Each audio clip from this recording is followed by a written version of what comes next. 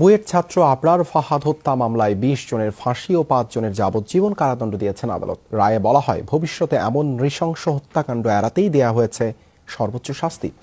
সাজায় সন্তুষ্ট আবরারের পরিবার ও রাষ্ট্রপক্ষ। তবে সংক্ষুব্ধ হয়ে উচ্চ আদালতে যাওয়ার ঘোষণা দিয়েছেন আসামি পক্ষের আইনজীবীরা।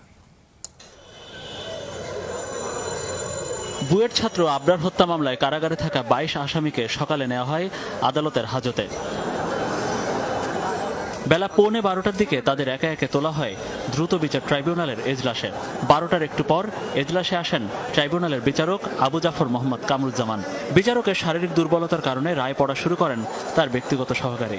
রায়ের শুরুতে বলা হয়, শিবির সন্দেহে মিথ্যা বানোয়াট গুজব ছড়িয়ে আবরারকে টার্গেট করে বুয়েট ছাত্রলীগ নেতাকর্মীরা। পরদিন সকাল থেকে সন্ধ্যা পর্যন্ত চলে পরিকল্পনা। রাত থেকে ভোর পর্যন্ত নৃশংস নির্যাতন করে আবরারের মৃত্যু নিশ্চিত করে আসামিরা। ভারতের পাঞ্জাবের একই রকম দুটি হত্যা মামলার রায়ের উদাহরণ দিয়ে আবরার হত্যায় সকল আসামির সর্বোচ্চ শাস্তির সিদ্ধান্ত নেন আদালত। বিচারক বলেন, এই ঘটনা সারা দেশের মানুষকে ব্যথিত করেছে। ২৫ জনের মধ্যে ২০ জনকে মৃত্যুদণ্ডে দণ্ডিত করা হয়েছে এবং বাকি ৫ জনকে যাবজ্জীবন দণ্ডে দণ্ডিত করা হয়েছে। এবং এই ধরনের ঘটনা যেন কোনো হলে, বিশ্ববিদ্যালয়, মাদ্রাসায় এই অপরাধ যাতে ভবিষ্যতে আর যেন না হয়, মাননীয় আদালত সেই শাস্তি এবং রায় আজকে ঘোষণা করেছেন। রায়ে সন্তুষ্টি জানান আদালতে উপস্থিত থাকা হত্যা মামলার বাদী ও আবরারের বাবা। সরকার যেন অত দ্রুত আমাদের এই রায়গুলি বাস্তবায়ন করে, এই জন্য দ্রুত শুনানি শুরু করে, সেইটা আমরা সরকারের কাছে আবেদন জানাচ্ছি। ফাঁসি ও যাবজ্জীবনের রায় শুনে এজলাসের ভেতরে মুষড়ে পড়েন আসামিরা।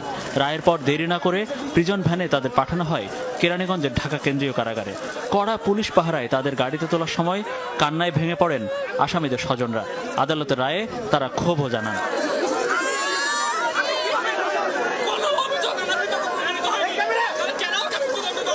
আসামি প্যানেল থেকে যে উপস্থাপন করা হয়েছিল সেগুলো একটাও বিজ্ঞ আদালত আমাদের জাজমেন্টে আনেন নাই। এই মামলা অনেক সাক্ষীর, কোন 164 নাই, 164 নাম নাই, তদুপরেও এই মামলা আসামিকে সাজা দিয়েছেন।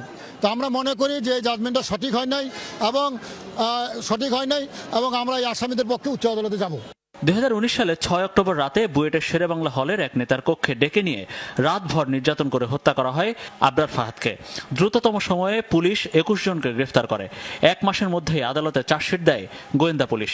২০২০ সালের ১৫ সেপ্টেম্বর অভিযোগ গঠনের পর শুরু হয় বিচার। ২ বছর পর দেয়া হলো চাঞ্চল্যকর হত্যা মামলার রায়।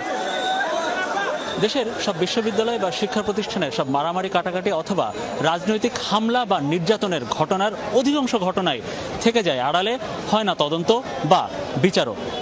এদিক দিয়ে বুয়েটের আবরার ফাহাদ হত্যা মামলার এই রায় বাংলাদেশে এক বিরাট দৃষ্টান্ত হয়ে থাকবে বলে মনে করছেন বিচার সংশ্লিষ্টরা। মনিরুল ইসলাম, যমুনা নিউজ, ঢাকা।